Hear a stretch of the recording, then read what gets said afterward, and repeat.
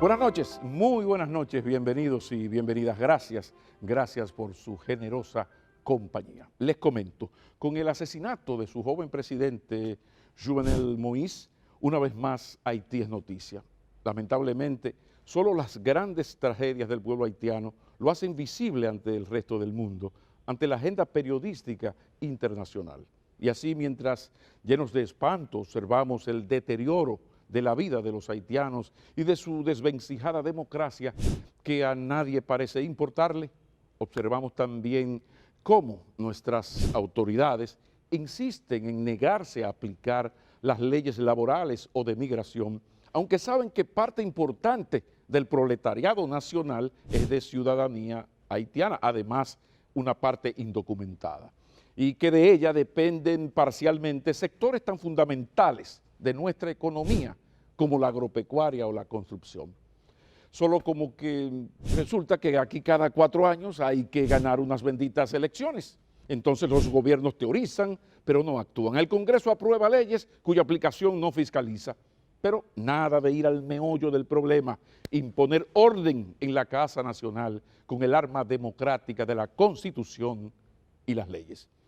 Y así vamos entre la hipocresía ciudadana y el pragmatismo de puta madre de nuestros gobiernos, mientras vemos a un señor de pasaporte dominicano preocuparse por la alta presencia de ciudadanos haitianos en el país, pero al mismo tiempo no se ocupa de que sean manos dominicanas las que cultiven sus fincas o construyan sus edificios. Pero el problema no es solo asunto de fincas o edificios, sino también de las villas, casas o apartamentos de otros señores cuyo nacionalismo y discursillo provius en las redes sociales, solo llega hasta el momento en que necesitan hacer una mejora en su vivienda, una cisterna, por ejemplo.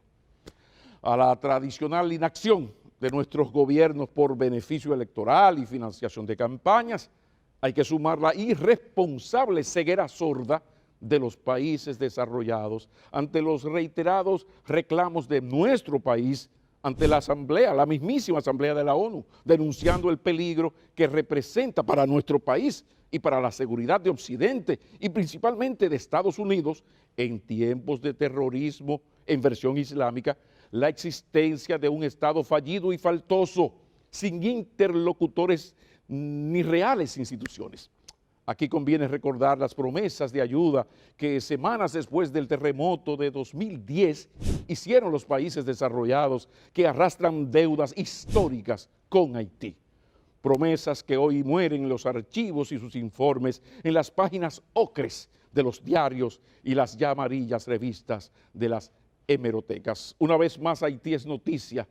En 7 días volveremos a olvidar, mientras a su lado una patria bullanguera es víctima inocente de la hipocresía de sus ciudadanos y el pragmatismo de sus gobiernos. ¡Ay, país, país, país!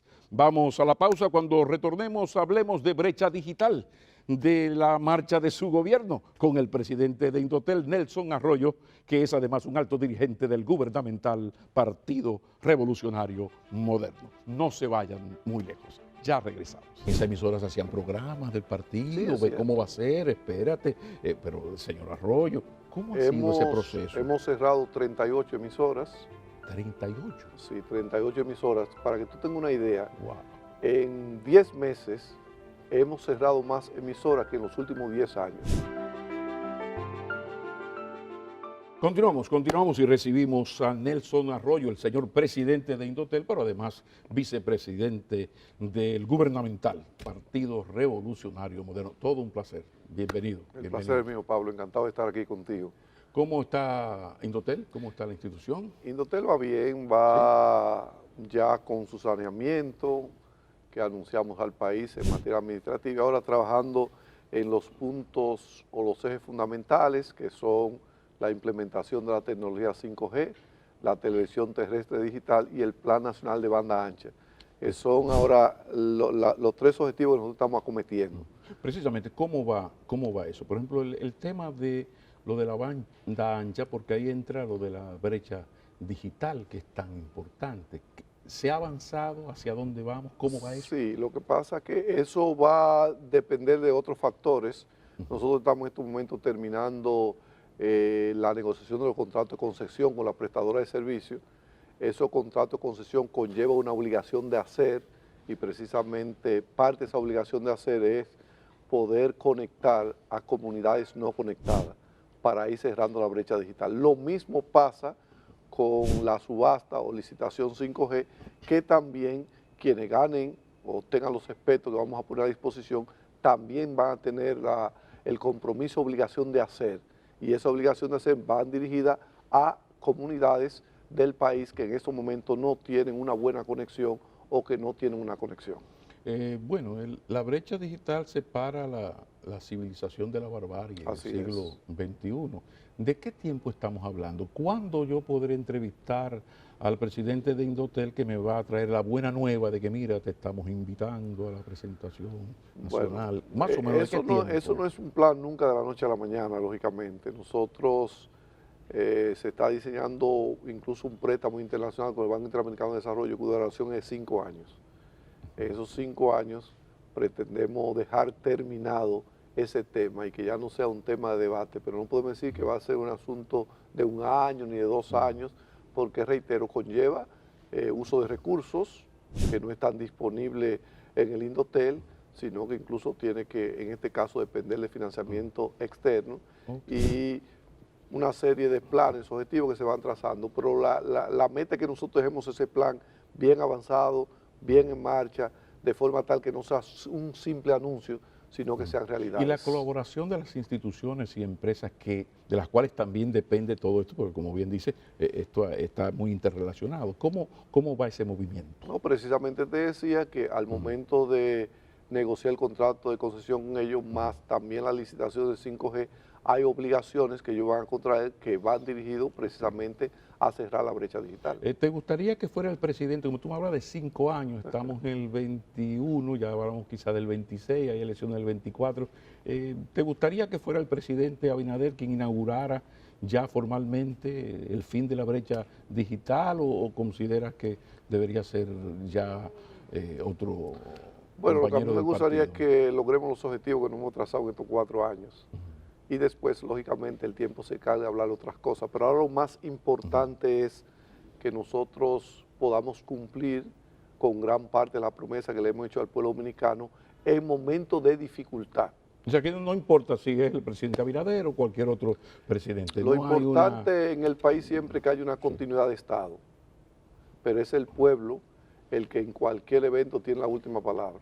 O sea, el presidente Abinader, como tú sabes, no tiene un impedimento constitucional, pero nosotros no estamos enfocados en ese tema y no es de prioridad para nosotros. La prioridad del gobierno ahora es enfrentar la pandemia, es estabilizar la economía y lograr una satisfacción de los dominicanos y dominicanas que votaron por Luis Abinader. Pero seguro que ahora lo que hay que hacer es trabajar, pero indudablemente que no hay un rechazo a que si el presidente se decidiese, pues ya vamos a esperar que el tiempo posible, llegue. que el tiempo llegue. Refrán, que el tiempo se venga de las cosas que se hacen sin su colaboración.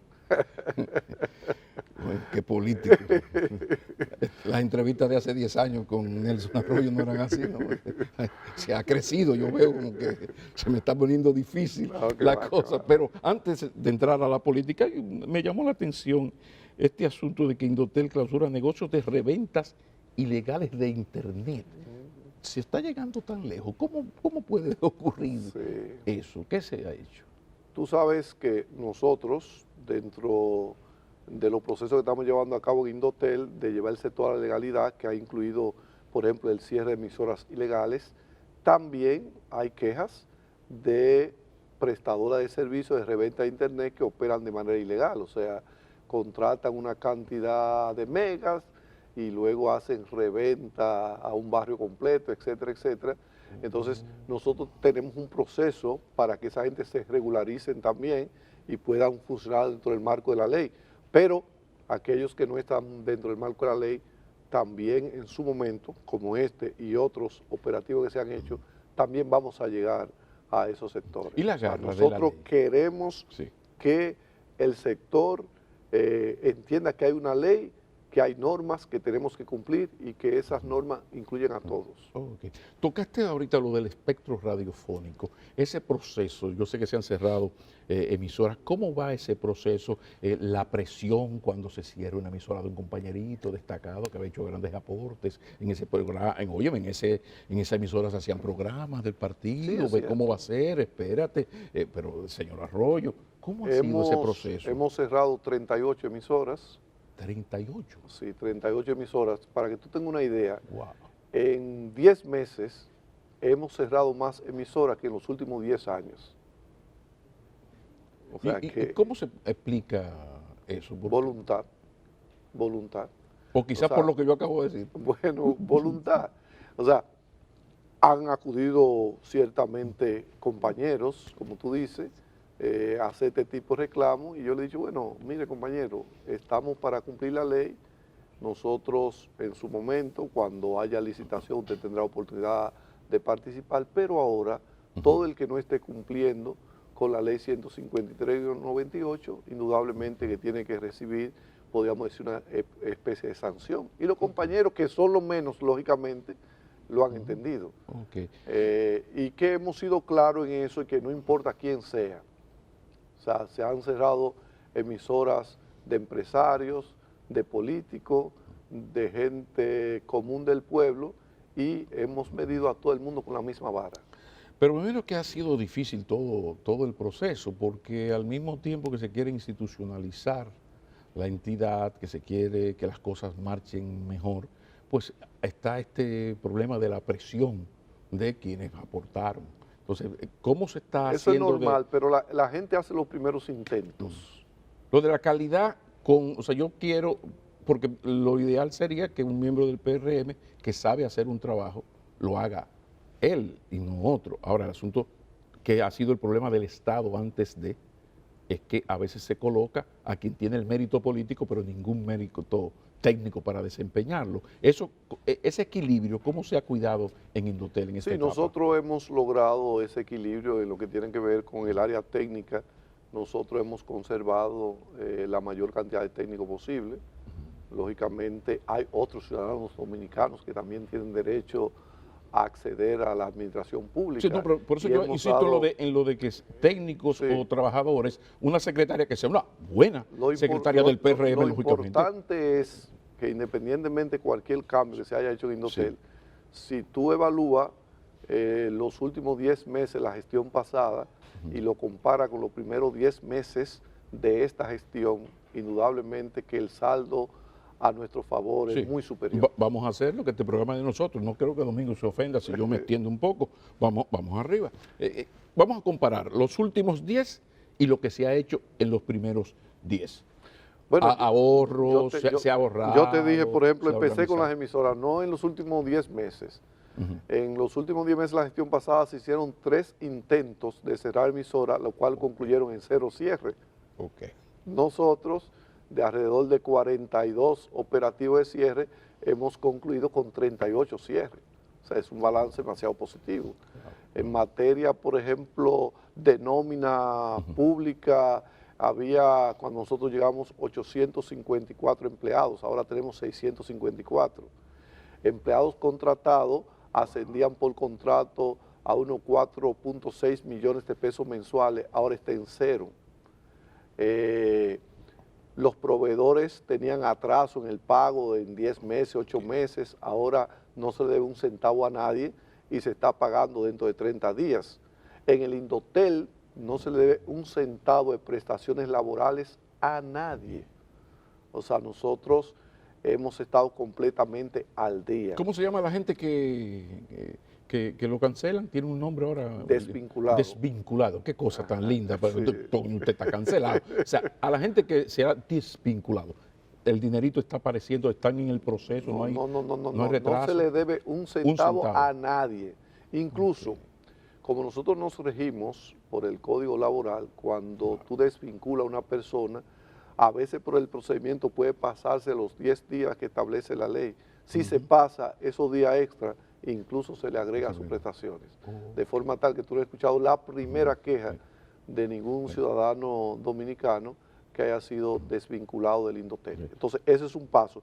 Por ejemplo, lo que tiene que ver con la televisión terrestre digital, ese plan, eso era un asunto que se hablaba. Desde que nosotros llegamos, hicimos... Y no se sigue hablando, las o sea, mesas, porque eso se ha hablado muchísimo. Sí, pero o sea, nosotros... ¿se ha avanzado en eso? ¿Se va a hacer algo? Que sí, hicimos... Se ha teorizado de eso, se ha teorizado, seminarios y cosas. Las mesas técnicas y tenemos el mes de septiembre del próximo año como la fecha para que se implemente de una vez por toda la televisión terrestre digital en la República Dominicana. Pero además, en estos 10 meses ya hemos elaborado todo lo que se llama el Plan Nacional de Banda Ancha para llegar a los rincones más apartados del país. O sea que cosas que no se habían hecho se están haciendo. O sea, en materia administrativa, técnica, operativa, la diferencia es grande. Que esa es la mejor manera de hacer política y de ayudar a los gobiernos, a los presidentes, a los partidos. La queja más reiterada del ciudadano es con la velocidad y calidad del servicio del Internet. Todos sufrimos. Una de las cosas que hicimos, por ejemplo, en la antigua gestión, se había arrendado unos equipos para hacer prueba en el año 2018. Lo primero que hicimos fue licitar para que el Indotel tenga sus equipos, de forma tal que hace un mes recibimos estos equipos para hacer la prueba Drive Test. Se están entrenando los técnicos y en poco tiempo el Indotel estará en capacidad de salir a hacer esas pruebas para determinar si las quejas que elaboran los usuarios están fundamentadas en realidades. ¿Y cómo va a ser eso? Vamos a suponer que pasó el mes y pico, aquí están los equipos, está funcionando. ¿De qué manera? Porque ahora es que yo enciendo mi computadora y no tiene internet, tengo que esperar 3 minutos, luego entra, luego se va. Ok, bueno, pero yo hago un reclamo y ahí en lo que la echa va y viene. Que existan los equipos y los técnicos en Indotel para hacer eso. ¿Cuál va a ser entonces el proceso? Yo voy y hago mi queja en Indotel. Sí, el proceso está así, pero que no teníamos que dar la respuesta. O sea, el ciudadano va y presenta su queja. Pero cóbrate el equipo para hacerlo ustedes. Correctamente. Entonces están los jóvenes que trabajan como representantes de atención al usuario, que es la primera puerta de entrada. Cuando esa queja se formaliza, se notifica a la prestadora da una respuesta, entonces ya se formula lo que es una queja formalmente. Eso pasa a tramitación y denuncia, y si en ese proceso no hay una solución, entonces va a los llamados cuerpos colegiados, que es una serie de profesionales de diversas áreas, ingenieros, abogados, economistas, que escuchan el reclamo del ciudadano y toman una decisión. En algunos casos, a favor del usuario, cuando tiene la razón; en otros casos, si no la tiene, denegando la razón. Pero cuando un ciudadano va y dice, mira, mi internet se está degradado, el Indotel no tenía forma de comprobar que lo estaba. Ahora sí vamos a tener la forma. Estaba. Entonces, esos son de los cambios que estamos generando en el Indotel. Que esa es la mejor manera, insisto, de ayudar a un gobierno, porque aquí un funcionario a veces se aloca y no entiende eso, que no hay mucha nota de prensa, y mucha televisión. Se gobierna con resultados. Con resultados. Por cierto, vamos a hablar ahora con el vicepresidente del PRM, que me perdone Indotel un momentito. No, está bien, está bien. ¿Cómo siente Nelson Arroyo, el dirigente político, muy especialmente querido en el área de San Pedro, en el este, en la región del este, que marcha su gobierno, en confianza aquí, sinceramente, luces, sombras, ¿cómo se siente el gobierno? Bueno, una evaluación desapasionada en un momento de crisis mundial, el gobierno va bien. O sea, tú no puedes evaluar, que ahí vienen las discusiones, a un gobierno en una situación excepcional con un gobierno en una situación normal. Por eso, los economistas te hablan de rebote, te hablan de estabilidad. O sea, una cosa es, por ejemplo, que nosotros nos comparemos con el 2020 en época de pandemia, y una cosa es que nos comparemos con el 2019 cuando no había pandemia. La caída del Producto Interno Bruto en la República Dominicana, en Latinoamérica, fue de 6.8 en promedio, en toda Latinoamérica. Los economistas proyectan que el 2021 vamos a crecer un 5.2, pero República Dominicana, de acuerdo a nuevas estimaciones hechas por la CEPAL, estaría creciendo en un 7.1. O sea, cuando tú tomas, por ejemplo, hay problemas con el endeudamiento, ha habido que crecer el endeudamiento indudablemente, pero la misma CEPAL establece que si aquí no se habían hecho esas transferencias condicionadas, esas ayudas, la pobreza iba a crecer de 21 a 29%. Solo ha crecido, porque ha crecido de 21 a 23%. Claro. Pero si esas medidas económicas no se habían tomado, entonces se hubiese disparado de forma tal que sería difícil. ¿Cuál es el desafío ahora de cualquier gobierno? Primera política económica, la vacunación a la totalidad o a un porcentaje importante de la población. Mientras antes había que evaluar otras cosas, ahora tenemos que evaluar los gobiernos en función a cómo va marchando su programa de vacunación. Exacto. Por eso tú ves que en el mundo se están produciendo protestas precisamente en países donde la vacunación es baja, la población ha salido a protestar porque entiende que si esto no se soluciona, las otras cosas no se van a poder solucionar. ¿Y cómo está situado la República Dominicana desde tu óptica comparativamente con el resto de América Latina en esto de la lucha contra el COVID? O somos en materia de vacunación de los países que estamos a la vanguardia. Ahora mismo en el país se ha vacunado en primera dosis alrededor de un 66 a 67% y una segunda dosis entre 45 a 47%. Vamos avanzando significativa. Hay países del área que tienen un 13, un 12, un 16, o sea que nosotros a veces estamos doblando porcentualmente a muchos países del área y eso es algo sencillamente importante. Los organismos internacionales, cuando hablan del éxito de la vacunación, uno de los países que cita es la República Dominicana y eso hay que reconocerle al gobierno del presidente Luis Abinader, que ha puesto empeño en ese tema, porque es que estamos conscientes que la incertidumbre económica que embarga a un país no vacunado, tú no puedes trazar políticas económicas con la incertidumbre que genera la pandemia. Entonces, el primer objetivo es salir de la pandemia, es vencer la incertidumbre y luego entonces seguir aplicando políticas públicas que permitan poder hacer retroceder la crisis originada por la pandemia. Okay. Y en eso los dominicanos están confiados, Pablo, que tienen un presidente que está dedicado a gobernar, que lo está haciendo con transparencia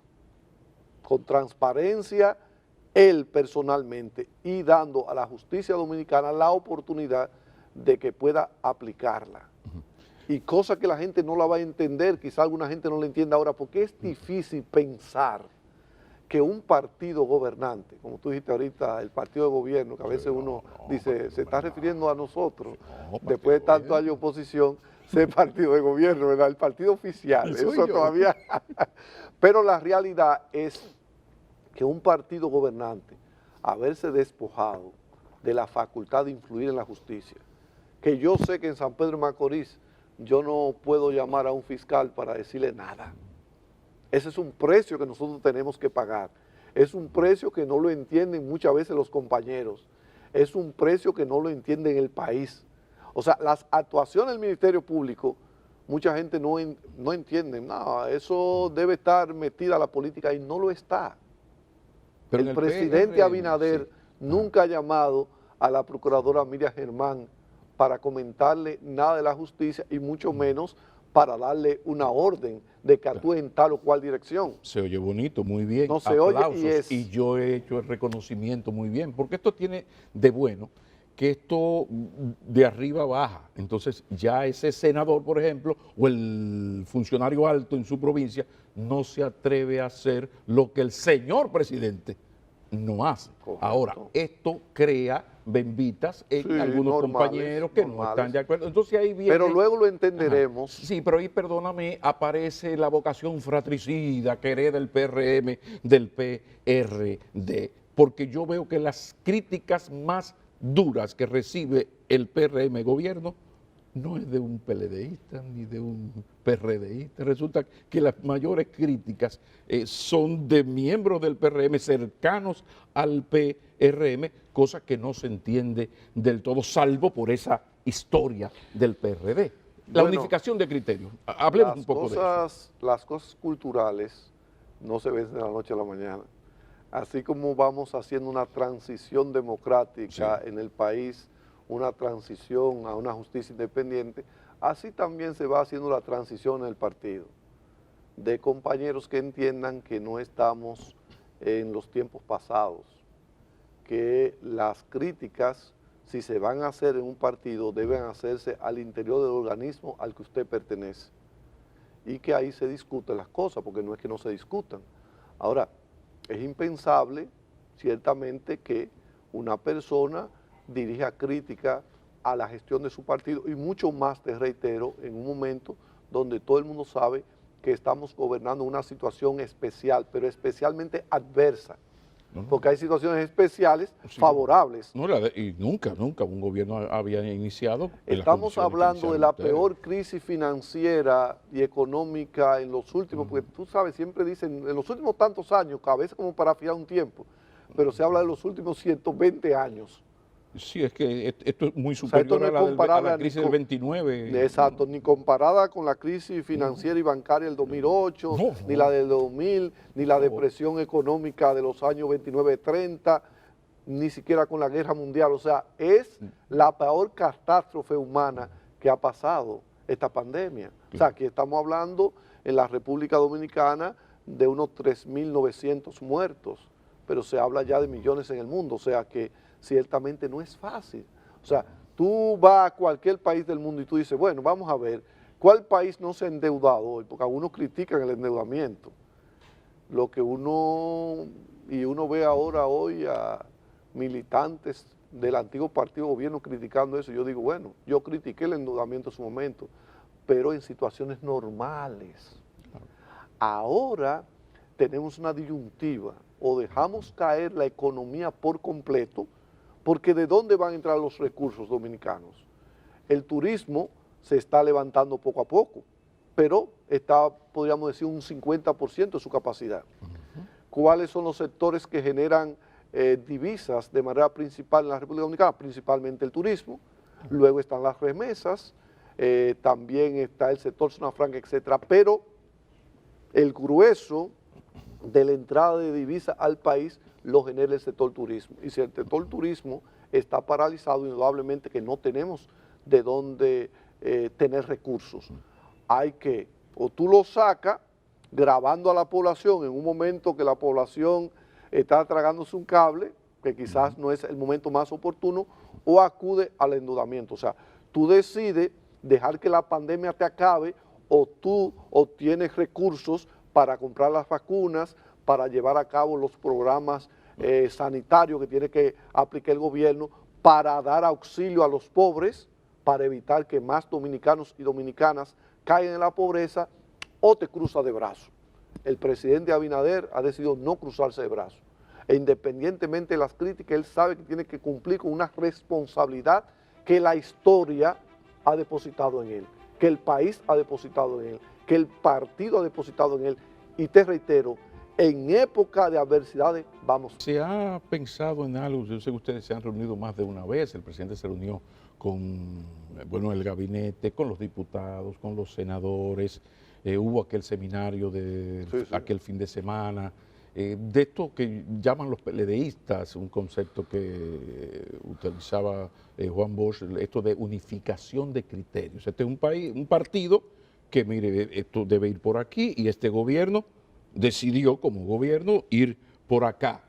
Y yo le decía al presidente, el que desafina en la orquesta sinfónica lo sacan de la orquesta. Pero yo te voy a decir una cosa. ¿Cómo está ese desafine? Mi, sol, fa, la, do, re, ¿cómo está Mira, eso? Pablo, afinación perfecta 440. De forma tal, yo te puedo decir que eso desafina, bueno, se fue la palabra. Sí, desafina. No hay que ser, ese desafine que se ha dado es de la minoría. Es de la minoría. Lo que pasa es... hace ruido. Sí, pues los insatisfechos son los que hacen ruido. Si tú tienes en un lugar, por ejemplo, a 1000 personas y hay 900 satisfechos, los 900 satisfechos generalmente están callados. Ahora los 100 que no lo están haciendo opiniones. Y la gente, tú sabes que es dada a no buscar la opinión del que dice, mira, el gobierno lo está haciendo bien esto, una información que diga que el gobierno lo está haciendo bien, que la economía dominicana crecerá en estimación un 7.1 este año, que nosotros somos uno de los países que va a la vanguardia de la vacunación en el mundo, que en la República Dominicana se ha logrado incorporar más de 2 millones de dominicanos al Seguro Nacional de Salud, que ha habido un aumento ahora de salario en el sector privado, etcétera, etcétera. Esas informaciones, si logran tomar un día de prensa, es mucho. Ahora, cuando hay un elemento de desafine, Sí. eso generalmente dura 3 días, 4 días, 5 días, porque a la gente le gusta el morbo de ese tipo de Sí, información. pero lo que pasa es que hay morbos diferentes. En periodismo las malas noticias son las buenas, la crítica dura, incluso estamos en la época de Pero la comunicación. qué importante que sea así. Pero que ahora estamos incluso en la época de la comunicación coprológica, donde yo no tengo argumentos sino insultos para la institución, para el funcionario. Yo me refiero a lo feo Sí. y dañino que es cuando una persona bien amueblada intelectualmente, un miembro destacado, una persona que es parte de la historia de las luchas democráticas de los últimos 20 años, miembro importante del PRD, ahora del PRM, es reiteradamente crítico públicamente. No es lo mismo que un miembro del comité político le diga 3 cosas al PRM. Bueno, ese es su trabajo político. Pero te puedo decir que, Terrible, reitero, terrible. puede ser 1 o 2 personas y uno no va a coartar su derecho a que lo haga. O sea, pero nosotros sentimos el PRM cohesionado en torno a la figura del presidente de la República, Luis Abinader. Sentimos a la dirección del PRM, tú no has visto a la dirección del PRM confrontando el gobierno, ni a la mayoría de militancia en el país. Lógicamente no todo es color de rosa. Esta situación de pandemia ha forzado muchas cosas. Forzado, por ejemplo, que jóvenes que antes no estaban buscando un empleo en el sector público, a raíz del problema del turismo y otras empresas se han visto obligados a solicitar. Por ejemplo, en San Pedro yo tengo muchos jóvenes que antes trabajaban en Bávaro, Punta Cana. Esos jóvenes simpatizaban por el partido, pero no andaban buscando un empleo. Al venir la pandemia, esos jóvenes están 3 o 4 meses en San Pedro de Macorís, esos jóvenes están solicitando y estuvieron solicitando, muchos de ellos, un empleo. Entonces, eso genera una presión extra, porque te digo que estamos viviendo una situación especial. Entonces, por eso de ahí que tú vienes la crítica de compañeros que no han tenido la oportunidad de entrar al gobierno, que dicen, mira, ya va para 1 año y todavía no estoy en el gobierno. Sí, porque nunca un cambio en un gobierno se ha producido en un solo año. Pero lo que pasa es que cuando yo hablo de esto, la gente que más ruido hace no son gente que para nada necesita un empleo, gente con su vida económica absoluta. No es el compañerito Bueno, que se fajó en la campaña y no ha bajado nada. No, entonces, yo no estoy hablando de eso. Estoy hablando de gente las necesidades dependen de cada ser humano. O sea, por ejemplo, insaciable, que hay gente insaciable. Cuando a mí me dicen, ¿cuánto tú necesitas para vivir? Yo digo que mis necesidades son el tamaño de mis ambiciones. Exacto. Si mis ambiciones no son tan grandes, yo no necesito tanto para vivir. Sí, y el problema de las tendencias, en el PRM hay 2 grupos poderosos, el grupo Abinader, el grupo Mejía, pero al mismo tiempo uno ve al PRM utilizando inteligentemente la misma estrategia del PLD con el PRD cuando no existía el PRM, y luego incluso con el PRM, que era meter la cizañita, buscar la manera de que estos 2 opositores no se me junten mucho. Pero los amores del PRM gubernamental están demasiado cerca del sector PLD de Fernández y uno siente a veces cierto disgusto del sector Mejía. Yo escribía el otro día, mira, unificación de criterios, o sea, lo importante, un gobierno no puede jugar con la unidad de su partido. Entonces, ¿cómo tú ves esta guerra de estrategia que hay de parte del gubernamental PRM con sus 2 tendencias dominantes y su relación con los 2 PLD Fernández o Medina? Lo que yo te puedo decir que en el PRM, en el gobierno del PRM, están participando los PRMistas sin importar el grupo al que pertenezca. Si tú lo divides, tú vas a encontrar funcionarios leales al presidente Mejía que están ocupando posiciones importantes en el gobierno de Luis Abinader y personas que militamos en la corriente del presidente Abinader que estamos en el gobierno. O sea, en ese sentido, Yo pienso que el presidente Abinader ha sabido repartir los panes de manera equitativa y darle a cada quien una participación. ¿No sientes que peligra la unidad? No, para nada. Yo creo que Un buen reparto. yo creo que estamos en el mejor momento de la unidad del PRM. ¿Y qué te parece la cercanía al sector Fernández de parte del gobierno? Mira, es que esa cercanía se establece, o sea, a la gente lo unifican o lo acerca si tienen unidad de criterio en cualquier tema. O sea, por ejemplo, nosotros tuvimos cierta cercanía en las elecciones pasadas porque teníamos un objetivo común que era sacar al PLD del gobierno. Eso nos unificó. Al PLD Medina. Al PLD, no, al PLD ya, porque hay un solo PLD, lo otro es la Fuerza del Pueblo. No, pues el PLD en versión, bueno, para mí PLD, cuando pienso en PLD, pienso en ese PLD Medina, como tú dices, y cuando pienso en el otro sector, pienso en la Fuerza del Pueblo. Entonces, esas cosas nos unificaron, y si hay cualquier cosa importante, coincidencia en que estamos en una situación de crisis no generada por nadie, que tenemos que unificar el criterio para sacar el país de esta crisis. Si eso nos acerca a cualquier otro líder político, bienvenido sea. O sea, yo pienso que los PLDistas, versión Danilo, como tú dices, también deberían estar enfocados en la misma dirección. Que si hay una justicia independiente, que ahora mismo ellos entienden que le está perjudicando a ellos. Mira, lo importante, Pablo, es que pasados 20 años, aquí nadie tenga que pensar a qué partido pertenece un fiscal. Que todo el mundo sepa que va a ser juzgado de acuerdo a sus actuaciones, no de acuerdo a su ideología ni a su militancia partidaria. A eso es que tenemos que llegar. Y entonces, lo que estamos en el gobierno, porque ¿cuál ha sido el problema tradicional de los partidos en el gobierno? Que nunca piensan en el gobierno, nunca se recuerda que ellos pueden ir a la oposición. Entonces, piensan, ¿no? ¿Y por qué yo renegar a controlar mi justicia si los otros no lo hicieron? Bueno, si no lo hacen los otros, vamos a continuar una cadena viciosa y nunca vamos a terminar. Nosotros, por instrucción del presidente Luis Abinader, y aunque algunos compañeros hagan vista, tenemos que pagar el precio de esa justicia, y yo sé que es un precio, porque todavía queda en esa justicia mucha gente militante de un partido político que no precisamente del partido de gobierno.